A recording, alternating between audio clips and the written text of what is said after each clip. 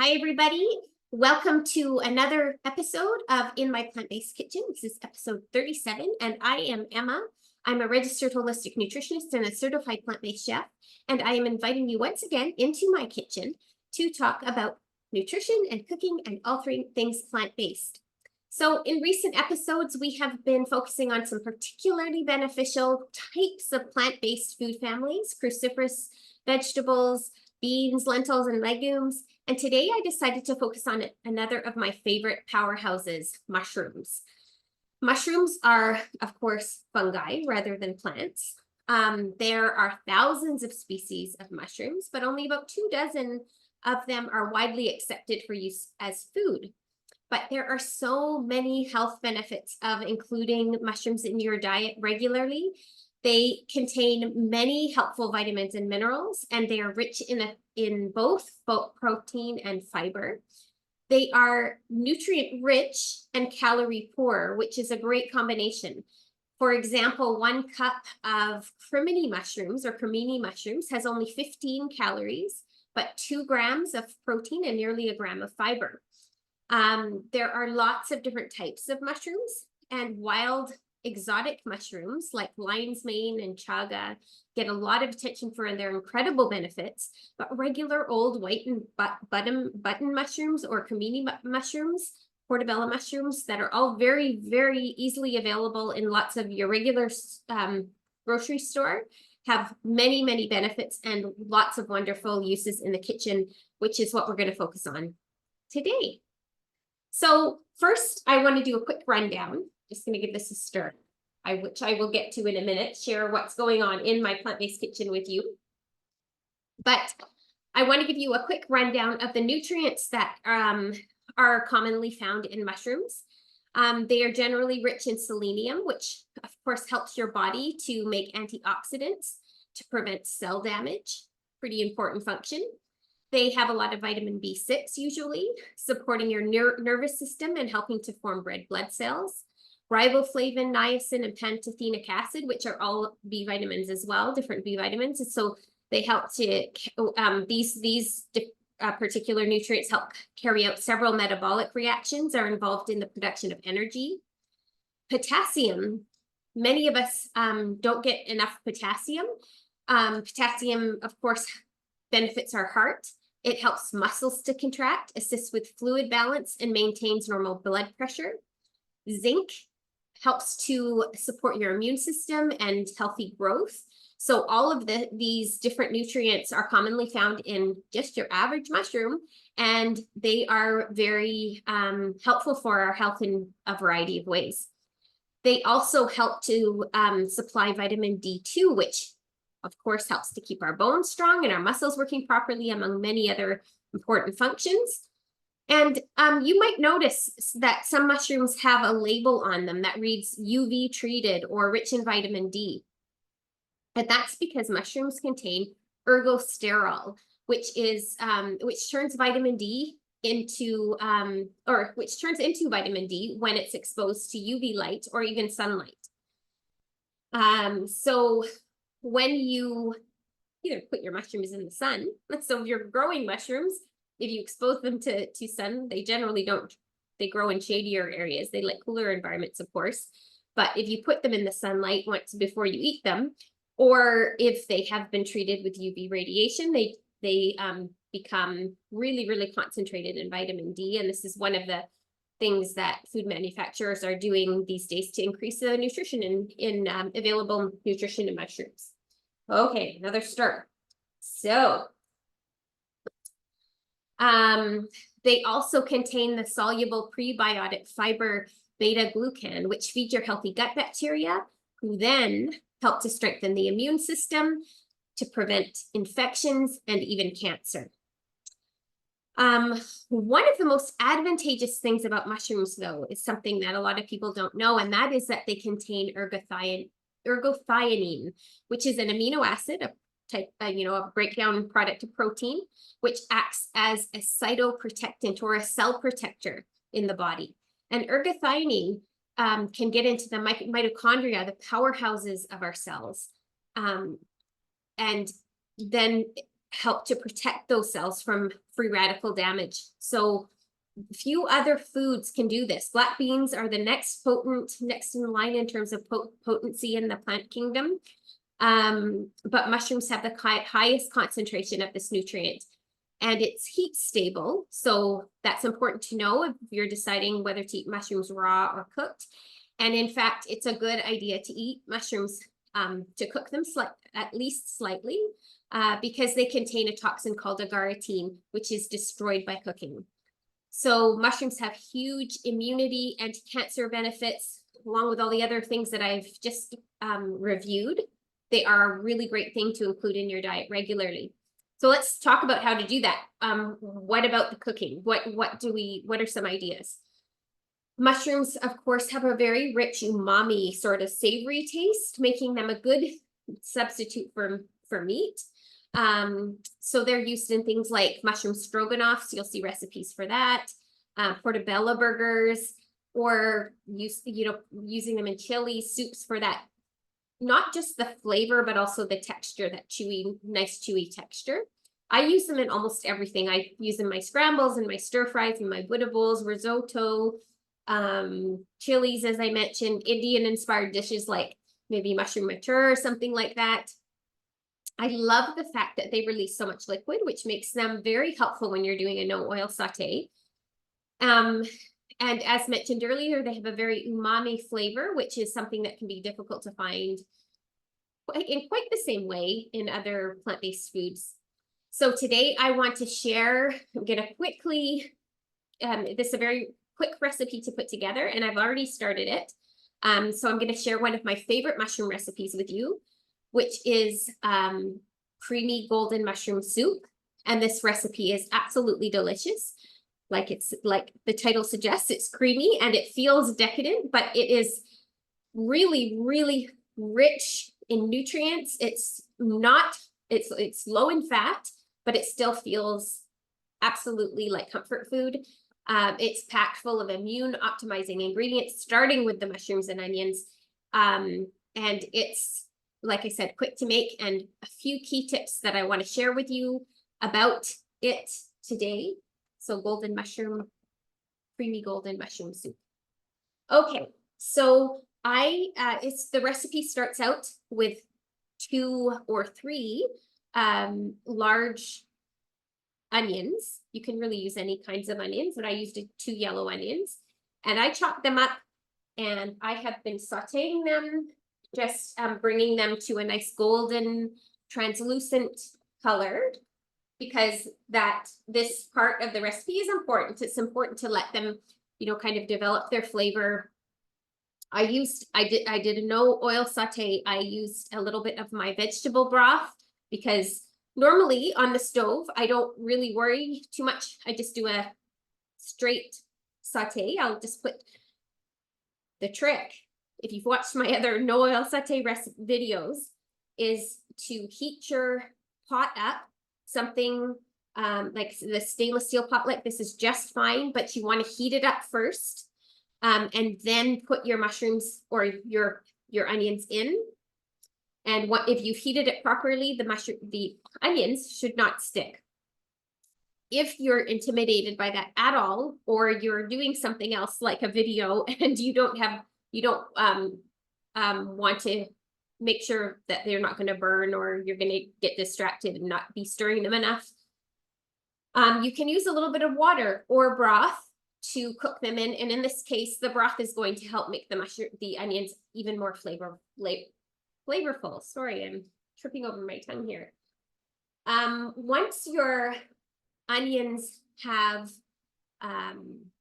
cooked a little bit, or gotten to that lovely golden state, and they have become nice and translucent, then the next stage is to put in 4 cups of mushrooms. I am, of course, going to share this recipe on my blog, in my newsletter. So if you would like to receive the recipes that I make it and talk about in these videos, make sure you subscribe to my newsletter.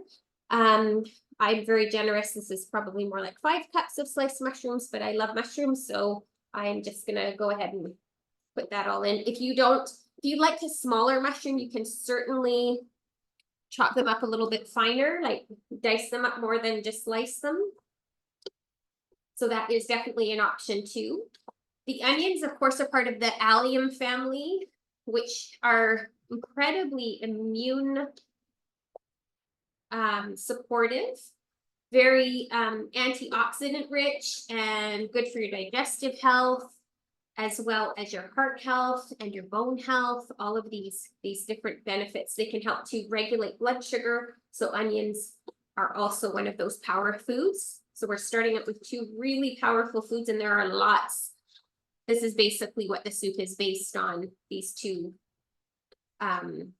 foods. Okay, and lots of other special things to give it lots of flavor as well. So the next thing we're going to put in is 2.5 teaspoons of dill weed. So you can use dill seed if you don't have dill weed, or you can put some fresh dill in. But if you're going to use the fresh dill, I would suggest putting it in more towards the end of the cooking process, because it's going to be a bit more delicate than the dried herb. I've done another video on the power of herbs and spices. All of them have different benefits and powers. So as well as adding additional flavor to our food. I probably should have waited. I'm getting carried away here. See, I get carried away and then I don't pay attention to what I'm doing. But it's okay to put the spice in now, but we do want to, I'm going to turn it up a little bit because we want those mushrooms to cook down a little bit. So I'll get back to the spices in a second, but what I was, I'll try and do this so you can follow along and not be in my crazy mind place. So the mushrooms, we want them to cook down a bit. Takes about maybe 5-10 minutes at the very most. We'll give them a few minutes. But when you're doing a saute or you're using mushrooms for a stir fry or something like that, I personally do not like slimy mushrooms at all. So I cook my mushrooms right down normally and then let a lot of the liquid come out of them.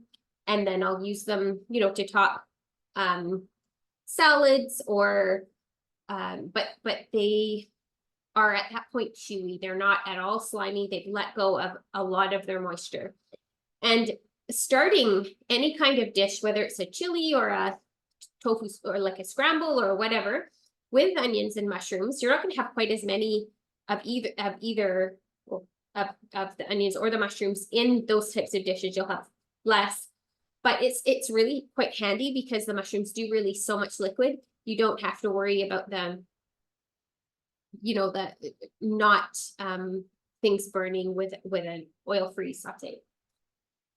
Okay, now what was I saying about the spices? So we're going to include some paprika, some caraway, some pepper, and we've already put the dill in. So these are some of the spices that we're going to put into this soup, and they are all the spices are beneficial for different reasons. They're great to include not only because they add flavor, but they also really, really add a nutrition boost to anything that you're going to eat them in. So whether it's a salad dressing or a smoothie, your oatmeal, your soup, your chili, be liberal with the herbs and spices if you like them, because they'll help you to cut down on salt because they're going to add other flavor. They will, like I said, add a ton of nutrition. Most of them are really high in antioxidants. I just did my first in-person class in a long time last week, and we did a little icebreaker where everybody had to talk about, find out one benefit of different herbs and spices, and almost every single one was, oh, it's high in antioxidants. So they are generally very antioxidant rich and have lots of chemicals and things that can benefit our health in lots of ways. So great to just include a nice variety of them whenever you can. Okay, I can hear my mushrooms starting to sizzle away here. And they are going to cook with the liquid, excuse me, further but I think I will go ahead and put the spices in at this point. All right, so I needed about 1.5 tablespoons of paprika. If you, I mean, you could also switch things up. You can put maybe some chili powder in if you like it to be a bit spicy. I want a little bit of pepper, a 1/4 teaspoon. So I'm going to put in a little bit more. I make these recipes generally not too spicy hot because a lot of people are a bit shy of like hot, spicy, hot spicy, like chili pepper spicy. So do that to taste for sure. Or we start with what's in the recipe and then taste it and adjust if you like a little bit more. And then we're going to use some caraway seeds. Caraway seeds is not something you see in a lot of recipes, but it is, honestly, don't skip this. If you don't have any caraway seeds, they're not expensive. Go and grab some. They actually, my husband is not a huge fan of caraway seeds, but without them, the soup is different. It is missing something. So I would highly recommend including them. Need 1.5 teaspoons of caraway seeds. And if you don't like the little seeds, you can always grind them down as well. These are actually, I'll show you they're actually the actual full seed. So to grind them down is also an option if you'd rather not have it doesn't bother me, but again, Matt, who is sensitive to caraway, likes to prefers them ground down. But so that is definitely an option.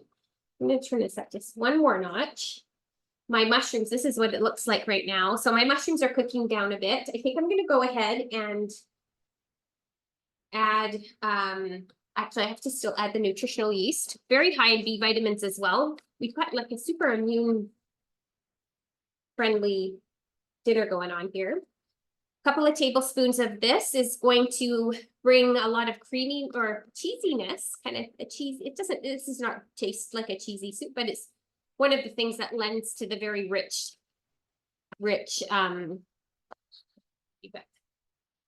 flavor of this soup. And again, just more nutrition with every additional ingredient. And then the liquid for this soup, okay. Now they're really starting to cook down. They're releasing some of their liquid, but I turned the heat up a little bit. And I think we can probably go ahead and add the liquid. So what we've got for liquid is 4 cups of vegetable stock. And I just use this better than bouillon, and I use half the amount to bring the sodium down. I use half the amount that's recommended for, and it just adds some nice. I think I like it as a stock, as a quick stock. You don't have time to make your own, or you can absolutely, if you're completely salt-free, you can absolutely use a sodium-free stock as well. That is a very good choice. All right, so we've added that. We have just a couple of other ingredients. One is the almond milk. One is a few tablespoons of Bragg's soy savory liquid seasoning. It is called here in Canada. I think it's called different things. Maybe soy-free seasonings in some other places. So 3 tablespoons of that. Or to taste again, if you don't want it quite as salty, you can definitely cut that back. So if you're not sure, just add 1 tablespoon and take it from there and add more if you want.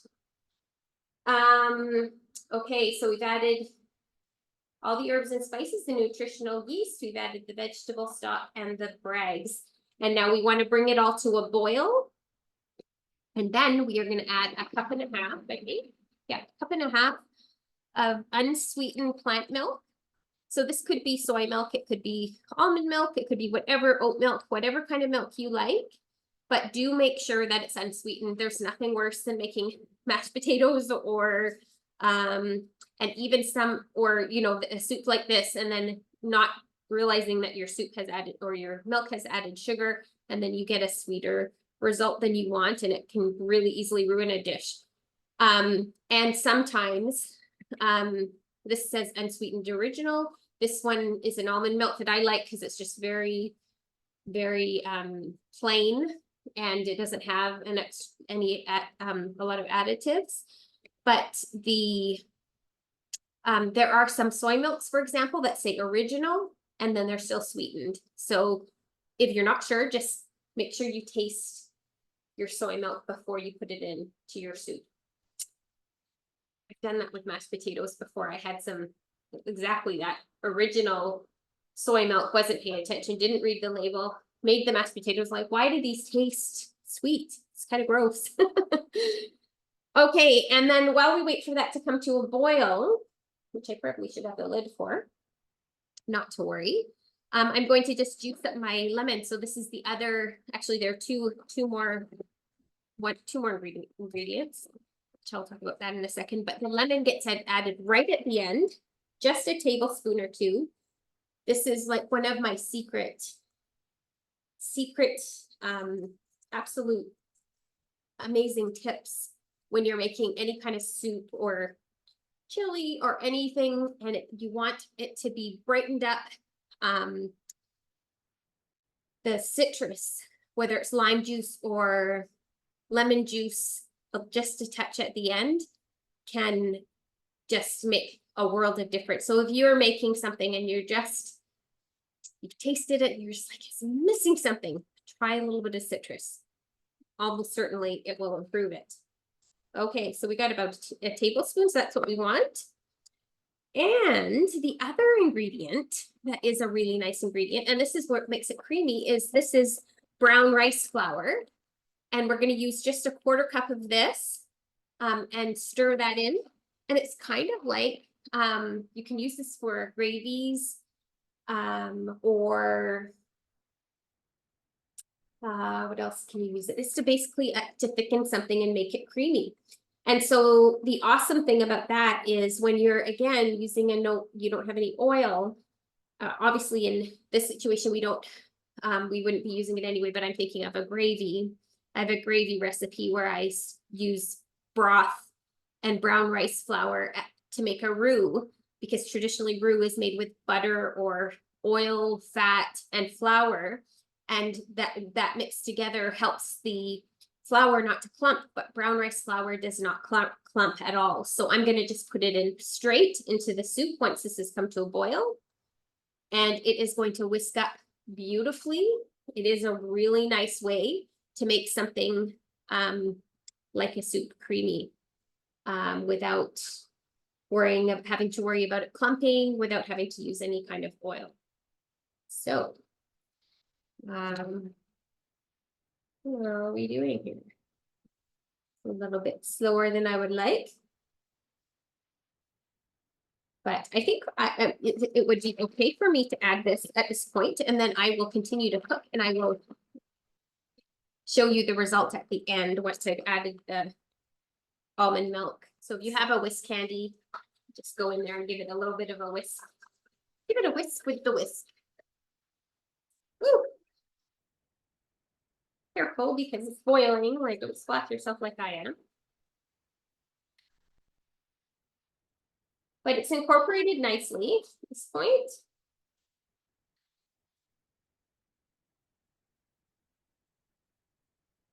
So this is how we're looking right now. It's beautiful golden brown color, looking delicious. And then we will bring it to, we'll continue. It's just starting to boil now. Here it comes. And we're going to add the milk at this point.